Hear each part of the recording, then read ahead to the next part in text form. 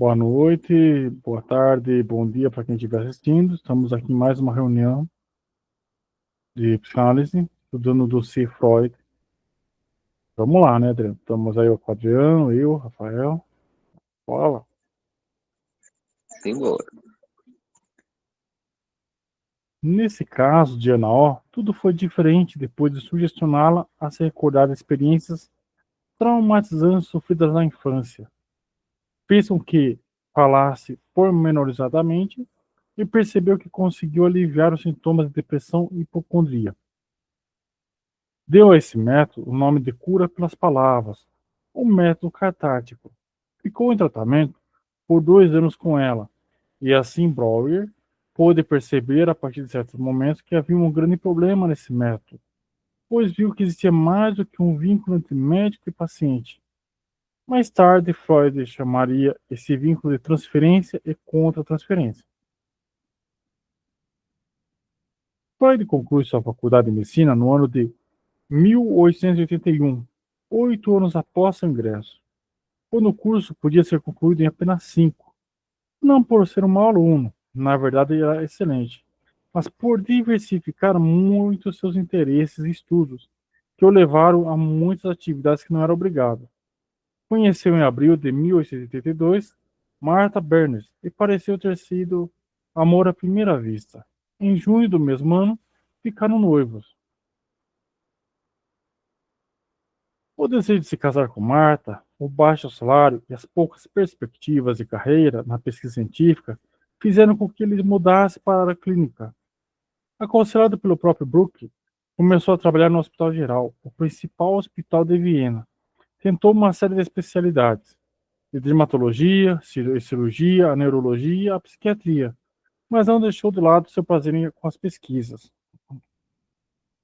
Nos primeiros anos de Freud, como jovem médico no Hospital Geral de Viena, foram tempos muito difíceis para ele, pois ele buscava reconhecimento. Não tinha dinheiro, estava separado de sua noiva pela distância.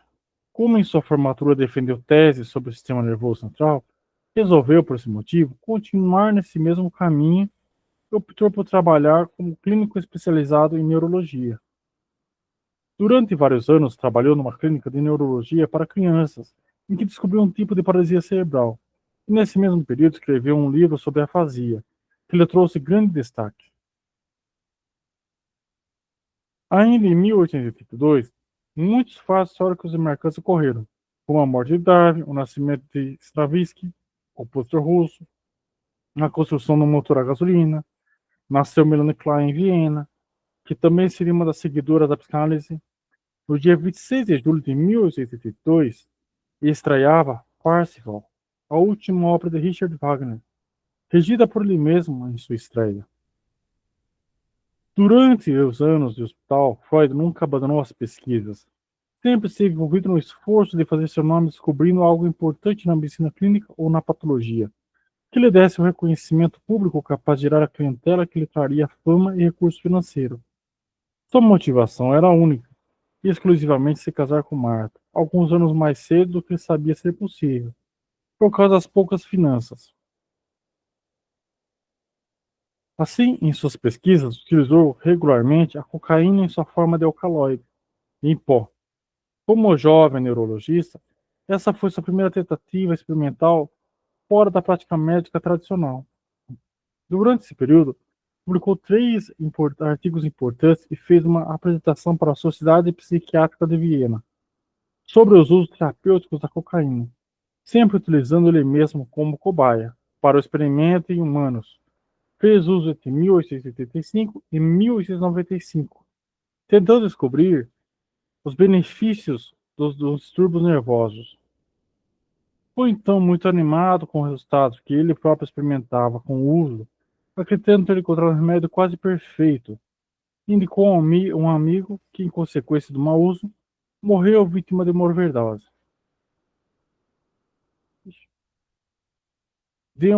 Esse fato trouxe um grande aborrecimento a Freud, pois era um amigo muito querido da época, em que trabalhava no laboratório de Brooke. Em 1884, Breuer conta a Freud sobre os resultados magníficos da experiência usando o método catártico com a Ana. que deram ponto de partida para o desenvolvimento da psicanálise. Freud fica tão entusiasmado com a originalidade do método e muito envolvido com a possibilidade de acessar memórias esquecidas. Esse ano foi um marco na vida de Freud, quando ele passou a ser mais psicólogo e menos neurologista. Será que eu li essa parte, Adriana? Você lembra se eu li essa? Então, eu tô achando que você tá lendo uma parte que a gente já leu, por causa Vamos eu ver. acertei por causa das marcações. Deixa eu ver aqui. Bom, pelo menos é uma parte legal. Você lembra que a Será, gente encerrou um capítulo? A gente ia começar outro capítulo? será que começar do capítulo? Não, é o capítulo pra baixo, não pra cima. Sim. Será que eu reli isso? Bom, eu vi. Olha lá. Sua história. Rapaz, bom, pelo menos era uma parte legal, né? Deixa eu ver aqui.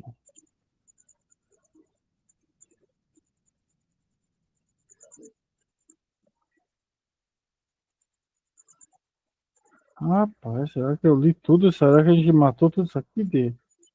Aí, Aqui, né? O jovem estudante. dá uma passadinha só pra ver se você fez alguma anotação, mas eu acho que é bem aí mesmo. Aí acho que tá, acho que é lá mesmo. Isso. Vixe Maria. Bom, que bom que a gente viu no começo, né? Não.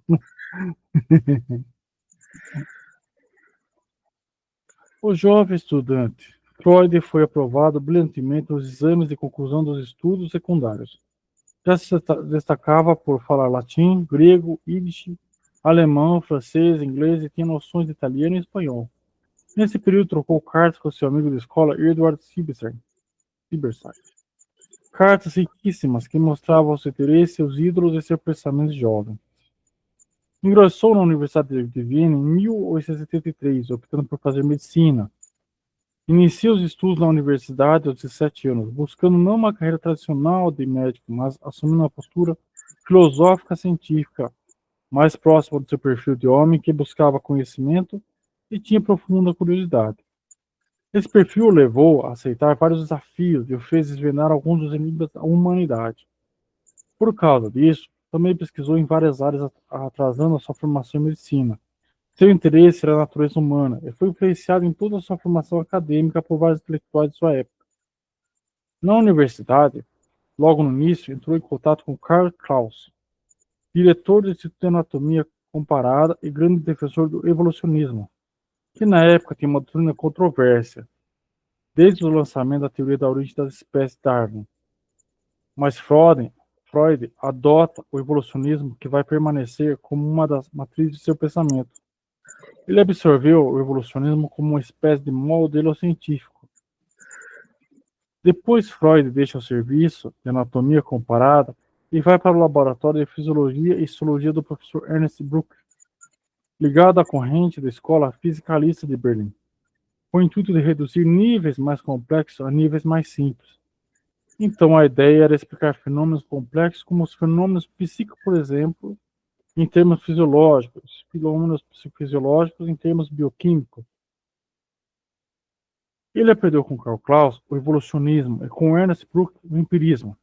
Essas seriam então as bases de Freud que foram levadas por conta por toda a sua vida. E a gente não tinha lido essa parte não, hein? Vixe Maria. Na universidade, como já dito, teve aulas com Brentano e conheceu através deles as ideias de Schopenhauer, filósofo alemão, citado várias vezes por Brentano. Falando de seus pensamentos sobre as questões referentes aos impulsos, deixando certo que a vontade não é racional e que a consciência humana é muito superficial. Os pensamentos dos dois filósofos despertaram em Freud a ideia do inconsciente. Então Freud começou como pesquisador em neuroanatomia. Seguiu na linha da psiquiatria alemã, que acreditava que todos os sintomas de doença estavam relacionados a uma disfunção orgânica. Buscou em causas lesionais os sintomas das doenças mentais. É fundamental ressaltar que, em todo esse período de universidade, Freud fez importantes investigações, inclusive sobre a cocaína, como já foi dito. Ele publicou inúmeros trabalhos que obtiveram um expressivo reconhecimento científico. Mas ele percebeu que financeiramente não conseguiria se manter na Universidade de Medicina como um pesquisador, e tampouco na área acadêmica. Optou pela clínica e assim começou sua vida como médico em 1881, quando se forma. O médico. Freud concluiu com brilhantismo seu curso médico com 25 anos, na Universidade de Viena. Com seu longo tempo dedicado à pesquisa e ao aprendizado, em neurologia conseguiu nomeação do professor de neuropatologia. Nomeação de professor. E o fato de ter obtido o prêmio Goethe de literatura lhe deu maior visibilidade. Freud iniciou seu trabalho clínico em consultório próprio, especializando-se em doenças nervosas. Seu amigo Breuer descobriu que os sintomas neuróticos eram eliminados quando os processos de consciência se tornavam conscientes. E deu o nome da cartaz a esse processo. Não publicou nada a esse respeito e passou a Freud o que havia descoberto. Junto, começaram a usar o método com os pacientes de Freud, discutindo os casos, as técnicas e os resultados obtidos no tratamento. Assim, publicaram juntos 3 livros ao longo do seu convívio clínico. Procurou aprofundar-se na hipnose através das demonstrações de Barnheim, que possuía um conceito um pouco diferente de Charcot, sua primeira inspiração nessa área. De volta a Viena, além dos recursos médicos habituais da época para o tratamento do distúrbio neuropsicológicos, como era o emprego de banhos mornos, massagens, clinoterapia, repouso no leito, pequenos estímulos elétricos e barbitúricos, Freud passou a empregar também a hipnose. Até que a parceria entre os dois analistas foi interrompida por divergências de opiniões quanto às recordações infantis de sedução e ao uso de hipnose.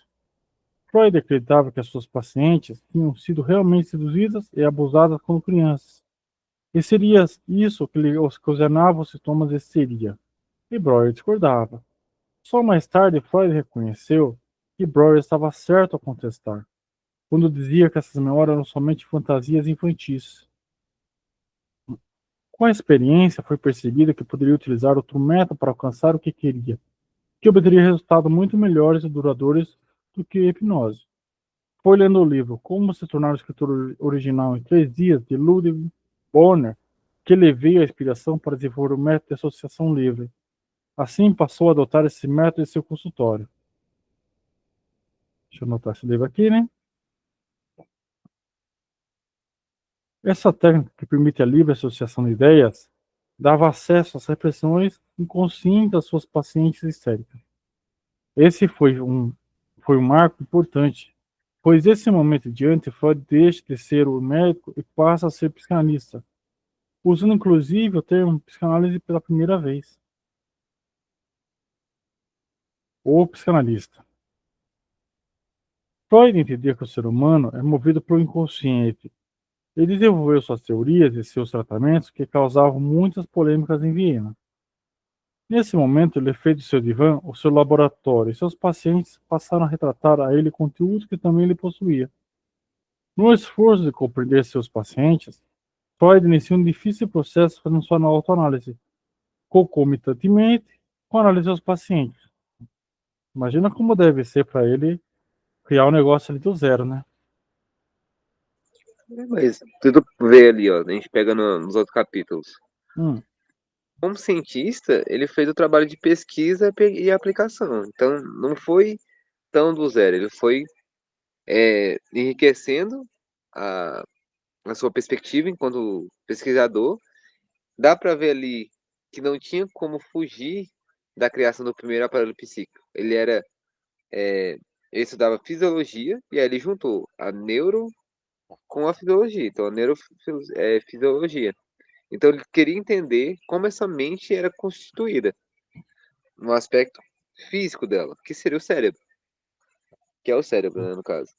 sim. E aí, o Freud vai ali na tentativa e erro, moldando e tendo um profissional já há muito tempo na área. Então, que isso é maravilhoso, né? Se a gente pensar que a troca entre um profissional e outro, e na área da saúde, a gente tem uma peculiaridade da área, que são os estudos clínicos. Então, você pega um paciente, vê como foi o desenvolvimento tanto da doença quanto do tratamento, e pode utilizar esse caso para vários casos. Sim. Assim, a quimioterapia é o tratamento mais comum em casos de grau de câncer bem elevado, né, para diminuição do câncer. E a gente sabe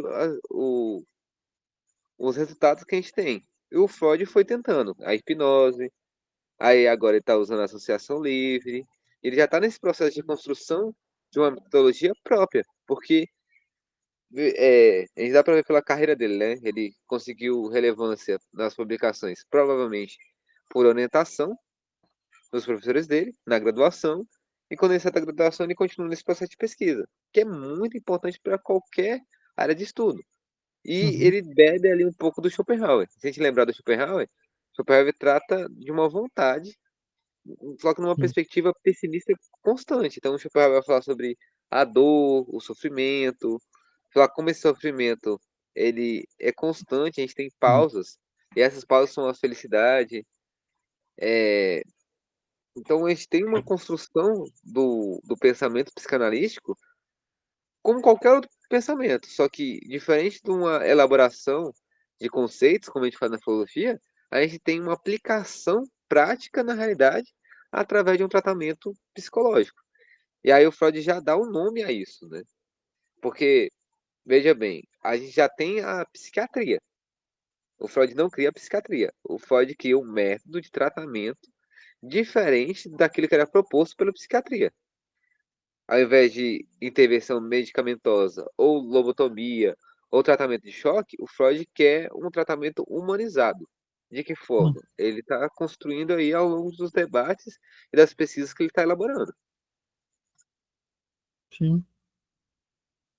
Sim, sim. Com certeza.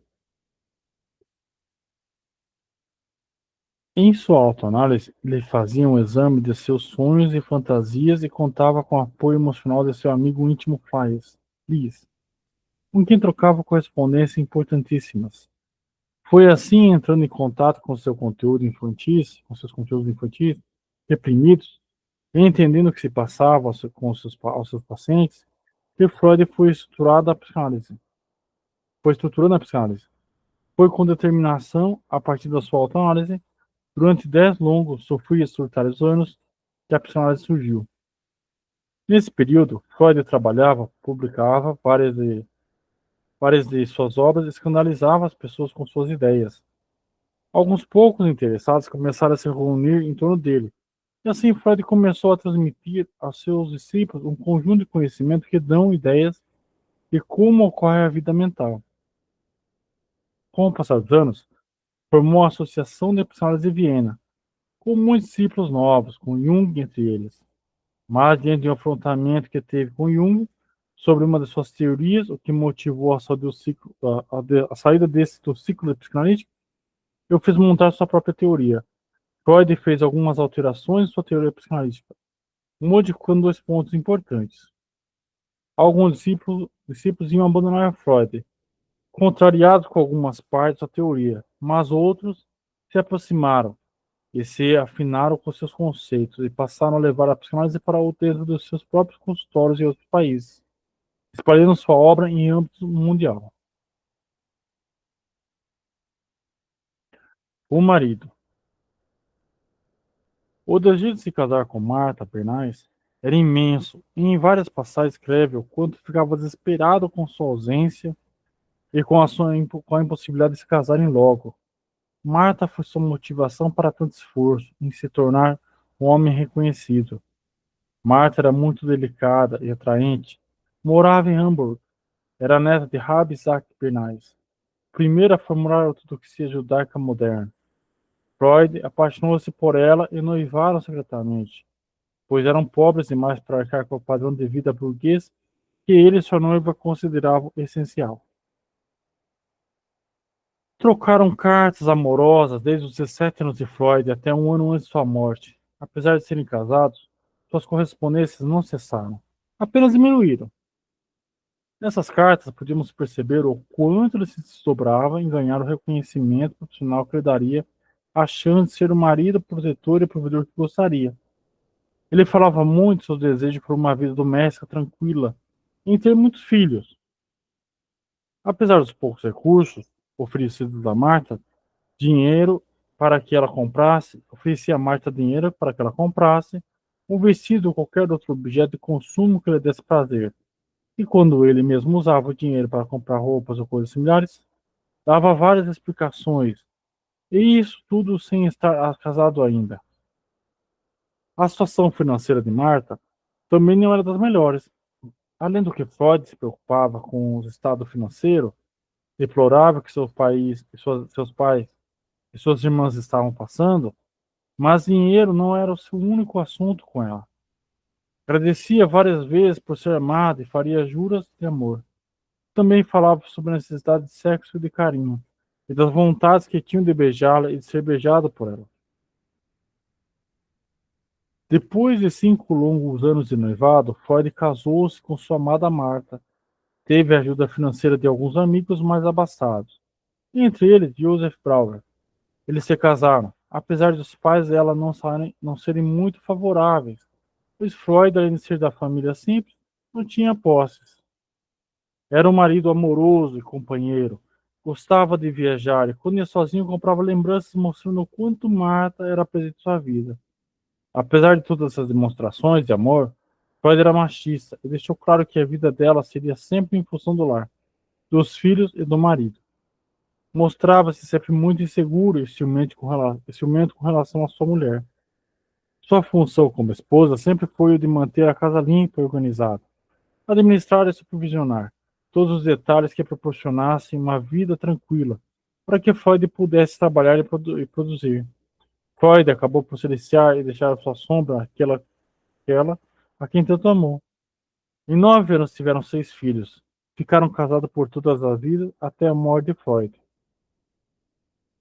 Freud, o pai. Mathilde, em 1887, Jean Martin, em 1889, Olivier, em 1891, Ernest, em 1892, Sophie, em 1893 e Anne, em 1895. Jean Martin foi advogado. Olivier formou-se engenheiro, Ernest em arquitetura e Ana Caçula tornou-se a confidente, a secretária, a enfermeira, a discípula, a porta-voz do pai. Além de magnífica psicanalista e sucessora de sua obra. O próprio Jean Martins descreveu o pai como um homem reservado, mas muito amável, que trabalhava longas horas, mas que adorava ficar com suas crianças durante as férias de verão. Sigmund Freud, o avô do pintor Lucian Freud, e do ator e escritor Clement Freud, e bisavô da jornalista Emma Freud, da desenhista da moda Bella Freud e da relações públicas Matthew Freud. Após a guerra, Freud perdeu sua amada segunda filha, Sophie, casada em Hamburgo, a mãe de 2 filhos, vítima da epidemia da gripe.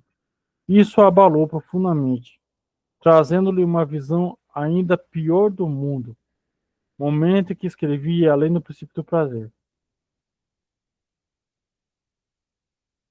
Quando já estava doente, em estado grave, sua filha Ana fazia plantão dia e noite, cuidando de seu pai. E num desses momentos que ela acabava de sair Freud, do quarto do Freud, Freud fala ao seu médico o quanto o destino era bom por oferecer a ele a oportunidade de ter a Ana ao seu lado. Manteve cartas com a sua filha, Ana, desde quando ela era criança. Sempre que um ou outro se ausentava de casa por qualquer motivo, viagens, trabalho ou férias, escreviam cartas diárias. Através dessas cartas fica claro o quanto Freud era carinhoso e amoroso com seus filhos. Ele gostava de fazer grandes viagens nas férias das crianças, sempre que podia aproveitava e passava longos momentos de diversão com os filhos. Na vida adulta, já quando os filhos estavam casados, fazia da mesma forma e viajavam todos juntos. Momentos que tinham oportunidade de ficar próximo de seus netos.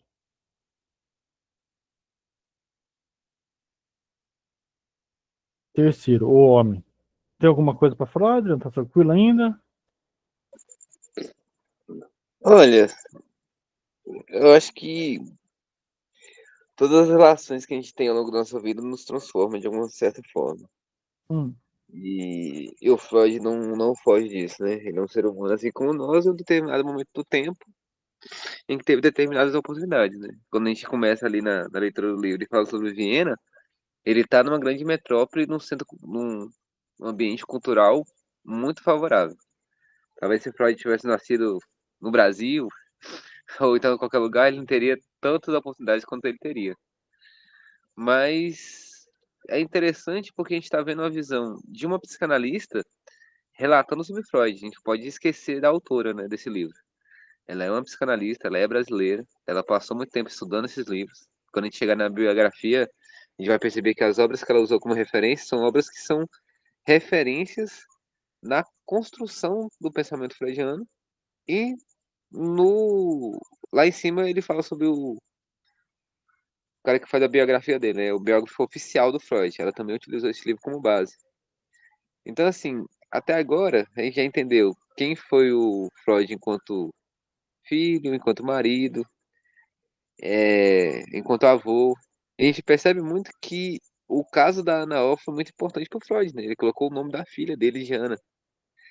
Acredito que para o Freud, um psicanalista, não foi por acaso. Tenho certeza. E interessante quanto essa influência do Freud se desenvolveu mais com a filha mais nova. Então todos os filhos tomaram caminhos diferentes em questão de carreira do Freud.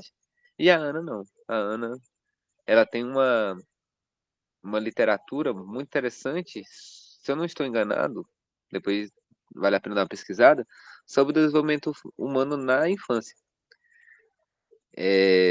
Acho que é isso.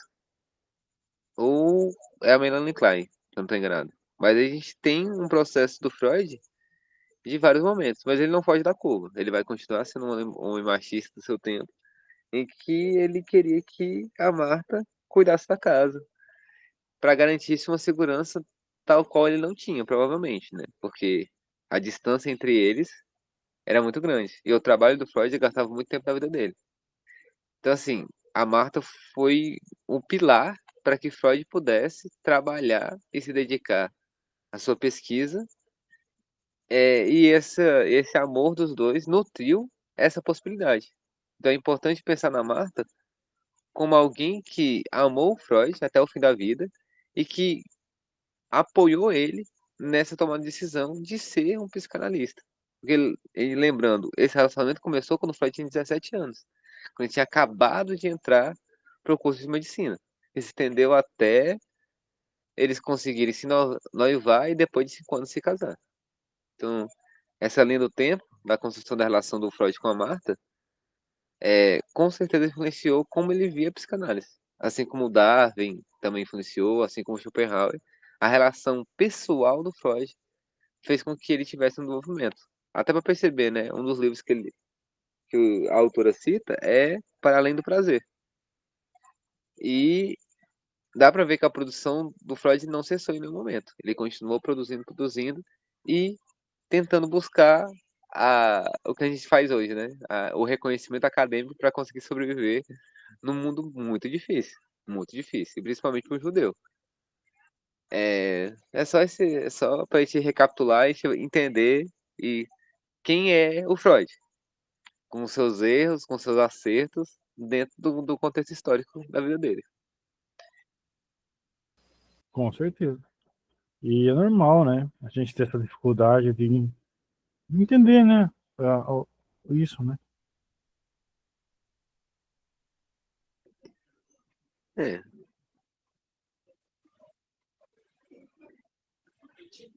O homem, religião. O judaísmo foi uma influência não religiosa importante na vida e na obra de Freud. Essa influência começou com o pai Jacob. O próprio Freud dizia que suas condições de ser judeu formou seu caráter, dando-lhe uma coragem própria de uma minoria perseguida, e forças redobradas que contribuiriam bastante para que ele fosse o criador da psicanálise. Ele nunca negou seu judaísmo.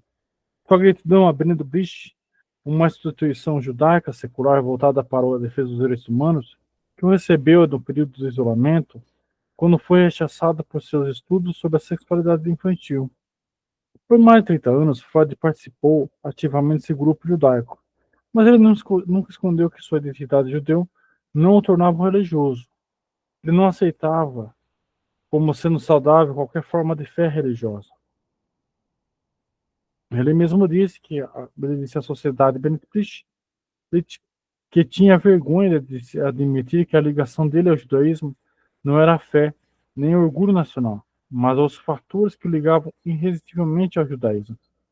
Ele dizia que eram forças emocionais desconhecidas. Ele tinha espírito judeu.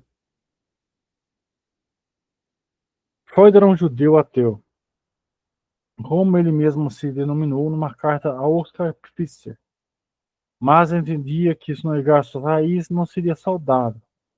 Seria o mesmo que uma privação psicológica de conteúdo.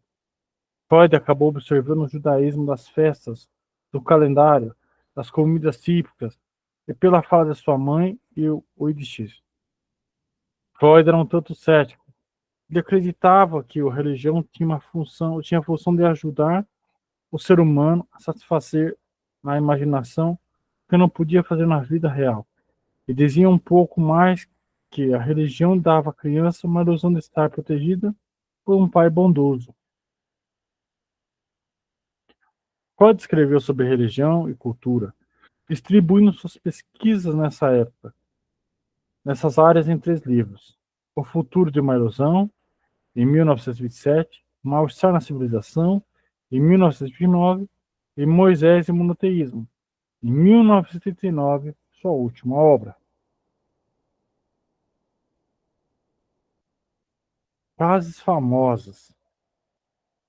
Através de suas frases, podemos conhecer alguns detalhes de Freud, além de entender um pouco melhor seus pensamentos e teorias. A inteligência é o único meio que possuímos para dominar nossos instintos. Todos os sonhos têm o sonhador como centro. Os sonhos são absolutamente egoístas. O psicanalista é o bode expiatório dos hebreus. Nele as pessoas depositam os seus pecados. A crença em Deus subsiste devido ao desejo de um pai protetor e imortalidade, ou como um ópio contra a miséria e sofrimento da existência humana. Como fica forte uma pessoa quando está segura de ser amada? Quando Pedro me fala sobre Paulo, sei mais de Pedro do que de Paulo. Não, nossa ciência não é uma ilusão. Ilusão seria imaginar aquilo que a ciência não nos pode dar, podemos conseguir em outro lugar. Se queres viver, prepare-te para morrer. Na verdade, não sou de forma alguma um homem da ciência, nem um observador, nem um experimentador, nem um pensador. Sou, por temperamento, nada mais que um conquistador, um aventureiro, em outras palavras, com toda a característica, curiosidade, ousadia e tenacidade, característica desse tipo de homem. O primeiro humano que insultou o seu inimigo em vez de atirar-lhe uma pedra, inaugurou a civilização. Às vezes, um charuto é apenas um charuto. Podemos nos defender de um ataque, mas somos indefesos ao elogio. Cães amam seus amigos e mordem seus inimigos, bem diferente das pessoas, que são incapazes de sentir amor puro e têm sempre que misturar amor, ódio e ódio em suas relações. Todo prazer é erótico, toda piada no fundo encobre uma verdade. Somos feitos de carne, mas temos que viver como se fôssemos feitos de ferro. O objetivo da ciência não é atemorizar ou consolar, mas, da minha parte, eu estou pronto a admitir que conclusões importantes, como as que inferi, deveriam apoiar-se em fundamentos mais amplos, e que, talvez, o desenvolvimento em outras direções possa permitir à humanidade corrigir os resultados do desenvolvimento que aqui venho considerando isoladamente. É absolutamente normal e inevitável que a criança faça dos pais o objeto da primeira escolha amorosa. Porém, a libido não permanece fixa nesses primeiros objetos. Posteriormente, o tomará apenas como modelo, passando ele para pessoas estranhas, na ocasião da escolha definitiva. Desprender os pais, a criança torna-se desprender dos pais, a criança torna-se, portanto, uma obrigação inelutável, sob pena de graves ameaças para a função social do jovem. Se os fatos da infância explicam a sensibilidade aos traumatismos futuros, e só com o descobrimento desse resto de lembrança, quase regularmente olvidados, e com a volta deles à consciência, é que adquirimos o poder de afastar os sintomas. O caráter de um homem é formado pelas pessoas que escolheu para conviver. É preciso não ter escrúpulo, expor-se, julgar-se as feras, trair-se, comportar-se como o artista que compra tintas com o dinheiro das despesas domésticas e queima os móveis para aquecer o modelo. Qualquer coisa que encoraje o crescimento de laços emocionais tem que servir contra as guerras.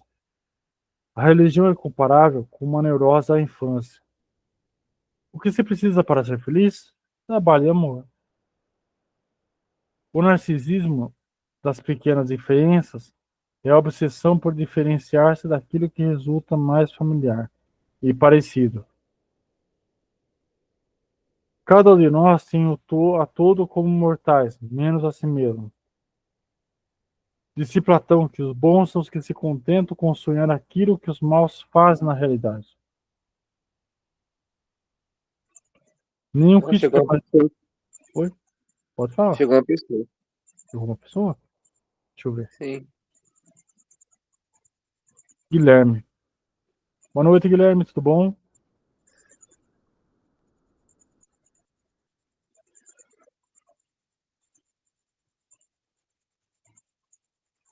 Guilherme, tá conseguindo ouvir?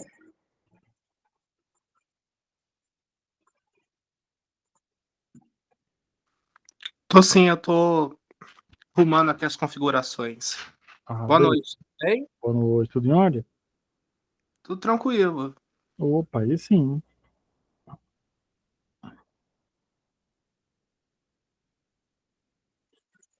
Beleza. Vamos lá, então, vamos. Nenhum crítico é mais capaz do que eu de perceber claramente a desproporção que existe entre os problemas e a solução que lhe contribui.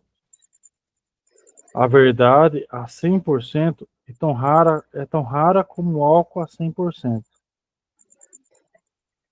Qualquer um que desperto se comportasse como nos sonhos seria tomado por louco. Seria muito simpático que existisse Deus, que tivesse criado o mundo e fosse uma benevolente providência, que existisse uma ordem moral no universo e uma vida futura. Mas é um fato muito surpreendente que tudo isso seja exatamente o que nós nos sentimos obrigados a desejar que exista. Existem duas maneiras de ser feliz nessa vida. Uma é fazer-se de idiota e a outra é sê-lo. Se dois indivíduos estão sempre de acordo em tudo, posso assegurar que um dos dois pensa por ambos. A grande pergunta, que nunca foi contestada, é qual ainda não pude responder, apesar de meus 30 anos de investigação da alma feminina, é o que quer uma mulher? O homem é dono do que cala e escravo do que fala. Aqui vale a pena, hein? A ciência moderna ainda não produziu um medicamento tranquilizador tão eficaz como são umas poucas palavras bondosas. O judeu admira mais o espírito do que o corpo. A escolha é entre os dois. Eu também colocaria em primeiro lugar a inteligência. O pensamento é um ensaio da ação. O estado proíbe ao indivíduo a prática de atos infratores, não porque deseja aboli-los, mas sim porque quer monopolizá-los. O sonho representa a realização do desejo. Não posso imaginar que uma vida sem trabalho seja capaz de trazer qualquer espécie de conforto. A imaginação criadora e o trabalho para mim andam de mãos dadas. Não retiro prazer de nenhuma outra coisa. É escusado sonhar que se bebe, quando a sede aperta. É preciso acordar para beber. Nenhum ser humano é capaz de esconder um segredo. Se a boca se cala, falam as pontas dos dedos. Bonito, hein? A felicidade é um problema individual.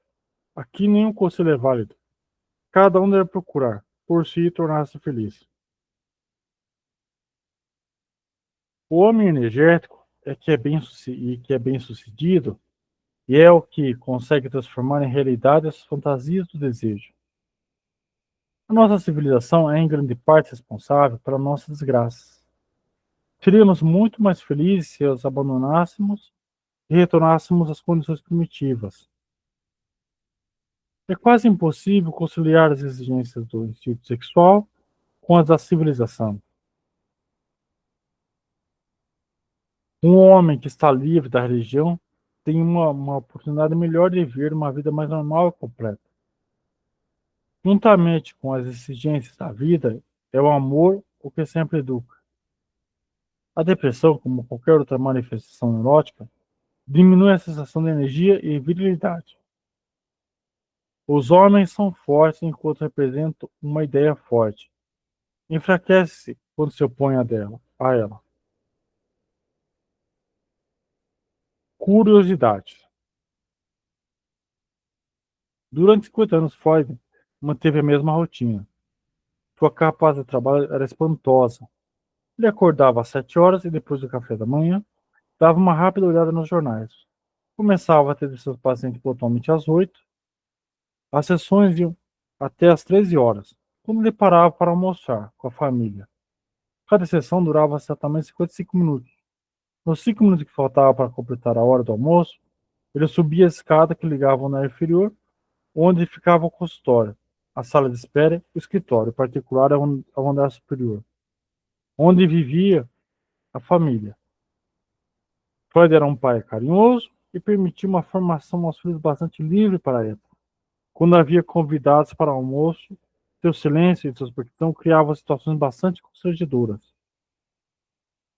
Depois do almoço, fazia um passeio a pé pelas ruas de Viena e aproveitava para comprar seus charutos favoritos. As consultas recomeçavam às 15 horas e normalmente iam até às 21 ou 22 horas. Depois disso, ele se fechava o escritório para escrever e ficava até de madrugada. Apesar do trabalho, nunca deixava de ter seus momentos de lazer. Ele era um grande jogador de xadrez e também gostava de paciência. Frequentava, às vezes, o teatro, mas em matéria de ópera só gostava de Mozart, principalmente de Dom Giovanni e de Carmen de Bizet. O cara tinha tempo ainda para jogar um xadrezinho, hein? Nossa senhora, hein? Fazer uma caminhada, parava na praça, jogar um xadrez. Sucesso. É, jogava paciência, ia no teatro. Um homem que não. Pra 24/7, hein? E também tinha eu não sei se ele fala aqui, mas eu vi num curso que eu estava fazendo, que ele também ouvia as pessoas, né? Fazia a psicanálise em outros idiomas, né? E era muito cansativo para ele ficar ouvindo as pessoas em outros idiomas que não era o dele, né? Que era francês, italiano, que chegava um paciente de. E ele não falava esses outros idiomas. Ele se esforçava e cansava pra caramba. Já ouviu falar isso? Não, não, não. É, Essa parte não sabia, não. parece que ele fazia uma coisa assim. Ao contrário de Lacan, né? Que queria que o pessoal falasse francês, né? O Freud já não. Ele ficava lá só ouvindo o cara em francês, italiano. Imagina como era cansativo. Prestar atenção em outros idiomas. Assim. É. No processo de associação livre com outro idioma, eu acho que era muito mais complicado. Imagina, o cara só dava um verbo, ele. Eita, rapaz, esse aí eu não tinha pegado a minha aula de francês, não. É, faltou isso nos meus estudos, faltou isso na minha matéria. É. É difícil, cara. Difícil. Para Freud, o charuto era uma forma de estabelecer relações pessoais.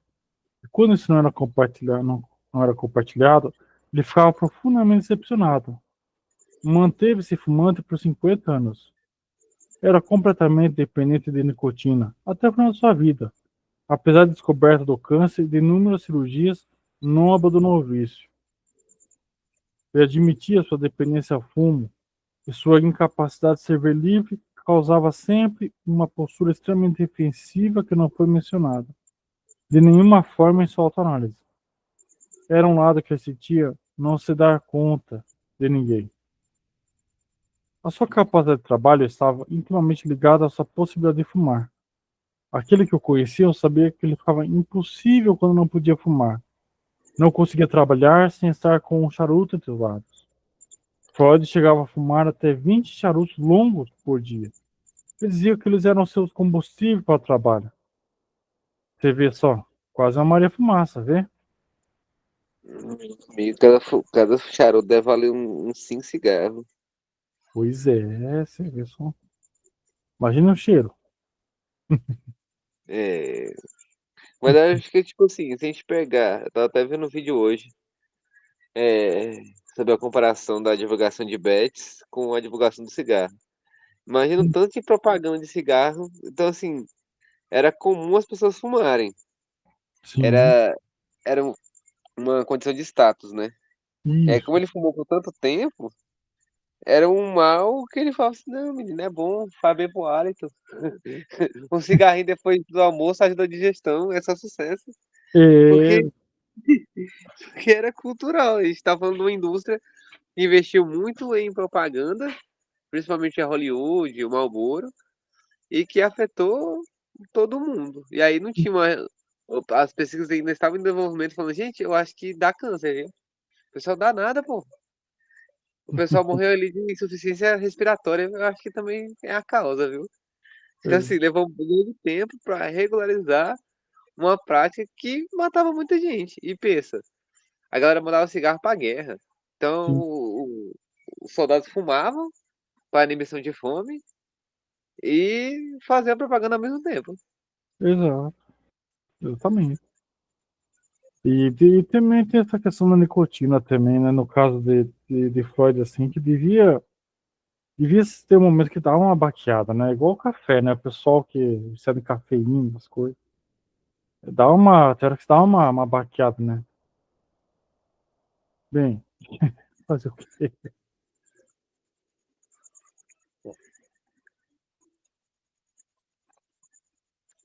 Outro assunto que apaixonava Freud era a antiguidade. Fazia muitas viagens e sempre que possível trazia objetos arqueológicos. Ficava tranquilo só de olhar para as estatuetas gregas, romanas, egípcias, que acumulava em seu consultório. O que lhe fascinava nos objetos arqueológicos era a representação de vestígios do passado do homem, objetos reveladores da natureza humana. Interessante, né? Pois é, ele aceitou a teoria do Jung. Mesmo tendo um fascínio muito grande sobre o momento da história, onde tem É, o fundamento da civilização, e Jung mostrou isso em um dos seus símbolos. Falei, olha, não é uma questão mística, é uma questão que a gente verifica através da história de criar um ciclo dessas representações. Então, a Grande Mãe, a gente tem representações no Egito como algo muito maior do que a visão monoteísta cristã. Assim como ele pega tribos de vários países para tentar pensar esse tipo de visão arquétipa. E o Freud falou: não, eu gosto mais como hobby, não como prática. Sinto muito, não vou mudar não. E exato. aí a gente fecha uma visão da psicanálise, que, que eu acho que é por isso que eu indiquei esse livro. Esse livro traz para a gente a visão do Freud realmente como ele é. Não é uma Uhum. visão romantizada, não é uma segunda proposta de visão do Freud, não é a visão que o Deleuze utiliza para pensar o Freud, nem o Lacan. É a visão do próprio Freud. Então a gente percebe ali que talvez se essa rigidez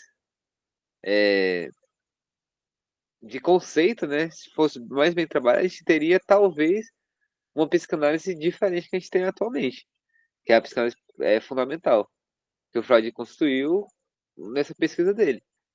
Mas Sim, percebe que ele não é muito de mudar de ideia, não. Ele é bem cabeça dura. sim, sim. E você vê que isso é uma faca de dois gumes, né? Se ele também não fosse cabeça dura, não ia conseguir chegar onde chegou. Mas ao mesmo tempo é uma coisa que fechou a cabeça dele para outras ideias que poderiam agregar mais coisas, que poderiam ajudar mais, poderia ser mais profundo. É muito doido, né? É muito as complexidades dos seres humanos, né? Pois é, por isso que vamos trazer para o nosso 2025, né? Quem sabe daqui 10 anos alguém assiste nesse vídeo, rapaz.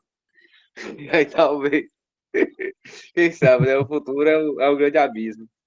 Exato. Mas, mas assim, se a gente pensar na sua condição atual, a gente tem muita informação. Imagina o Freud com a imensa possibilidade de informação. E, e mesmo com essa grande possibilidade de informação, mesmo assim a gente tem também os nossos próprios ciclos, né? A gente Sim, vê grupos de estudo que passam 10, 20 anos tentando se aprofundar ao máximo naquela perspectiva de pensamento. E aí vem, né, o paradoxo. Será que a gente precisa de muito tempo para entender uma ideia? Ou a gente tem que sempre reformular essa ideia para ver se ela se sustenta?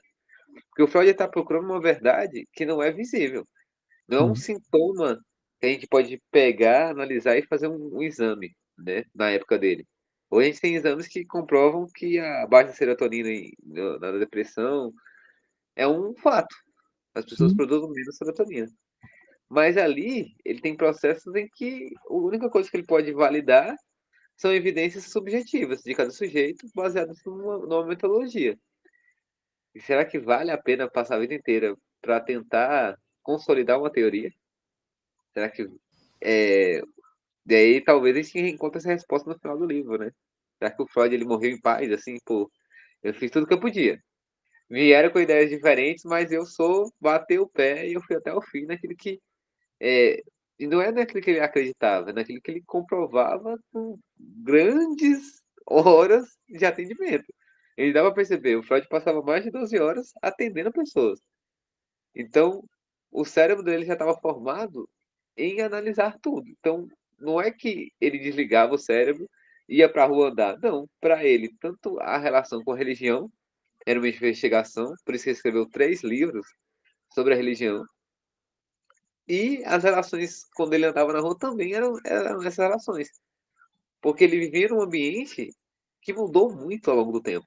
A guerra muda muito o cenário do que a gente consegue perceber, né? Só se a gente imaginar que da ditadura militar no Brasil em 54, há uma mudança radical na perspectiva de vivência dessas pessoas. Imagina para o Freud, que passou pela guerra, pela perseguição, e é, tentou permanecer no mesmo local. Isso é uma coisa maravilhosa. Quando você passa muito tempo no mesmo local, igual eu tô na cidade que eu tô há 7 anos.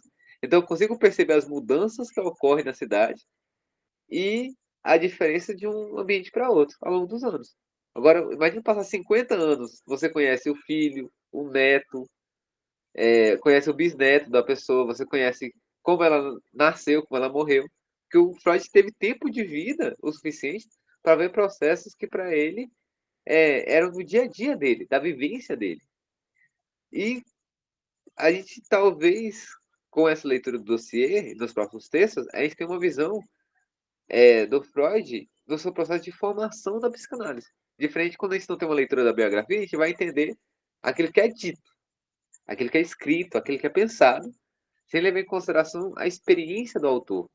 E para a psicanálise, a experiência de indivíduo é muito importante para a gente entender como foi esse processo. Porque esse processo de vivência, ele é natural para todo mundo. Todo mundo nasce, cresce, se torna um adulto. E é interessante, o Freud pensa o trabalho como uma realização da vida, que é algo que só é possível para o indivíduo que teve essa trajetória. Se a gente pegar um trabalhador que trabalha na construção civil, qualquer trabalho que desgasta o corpo físico, para ele a perspectiva do Freud é dolorosa, porque ele não está se realizando no seu trabalho, ele está sobrevivendo mediante esse trabalho.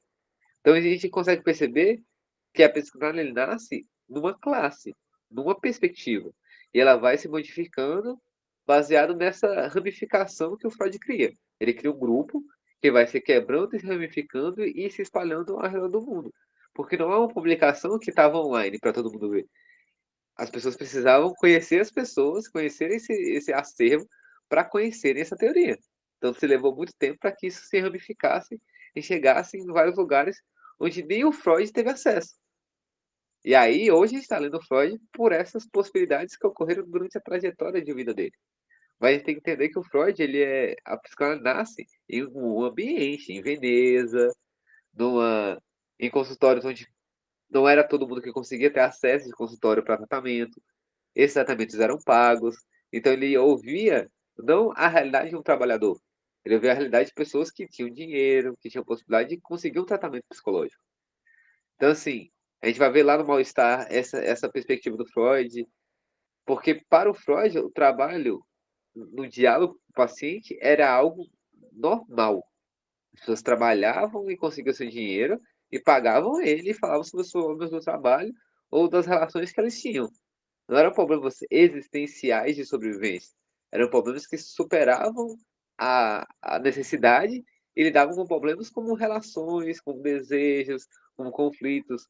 A Ana O é um caso claro disso. Mesmo ela passando por várias dificuldades, ela ainda tinha o apoio da família dela ao redor quando ela estava na relação com seu pai. O Homem dos Ratos da mesma forma. Então o Freud não lidou com pessoas que talvez mudariam a perspectiva dele. Ele se manteve na necessidade de trabalhar com as pessoas e formular sua teoria mediante aqueles que conseguiam se tratar com ele. E olha que eu imagino que o valor da terapia dele era muito caro, porque ele já tinha um renome muito grande, né, nessa altura da vida dele. Então, parece que não era tão caro, viu, Adriano? Eu não lembro qual videoaula que eu assisti, que acho que ele cita em um livro, se eu não estou enganado, o valor da terapia. Não era tão caro. E também tem outro ponto que você falou, que ele tentou fazer um trabalho voluntário, sim. Ele fala isso também em um dos livros, ele relata isso em um livro dele. Também não me recordo agora qual que é, acho que é o início do o tratamento leigo, uma coisa assim. Ele fala que ele tentou, agora não lembro se é o tratamento leigo, ou é aquele que ele fala sobre um guia para os médicos, alguma coisa assim. Ele abria vaga para pessoas que não tinham condições. E aí a pessoa, ela achava que era um favor, uma coisa assim, acabava faltando, não dava valor. Tem um livro que ele fala sobre isso, viu, Adriano? Não vou não me recordar agora, mas eu sei que tem. E não, parece que não era tão fora assim, tão alto o valor. Mas eu não vou lembrar qual livro que são, mas eu lembro que eu assisti alguns vídeos nesse sentido. Ele para de atuar de forma gratuita porque as pessoas não estavam dando valor para isso, não estavam tendo uma relação com o dinheiro também, que é importante, que também trabalha da análise, né? Essa relação que você tem com o dinheiro, ou com a falta de, ou com algo que você dê valor para que valha essa análise, né? Mas é isso. Podemos encerrar hoje aqui, Adriano? Daí na próxima a gente continua essa nossa reunião. Podemos sim. Só um minutinho.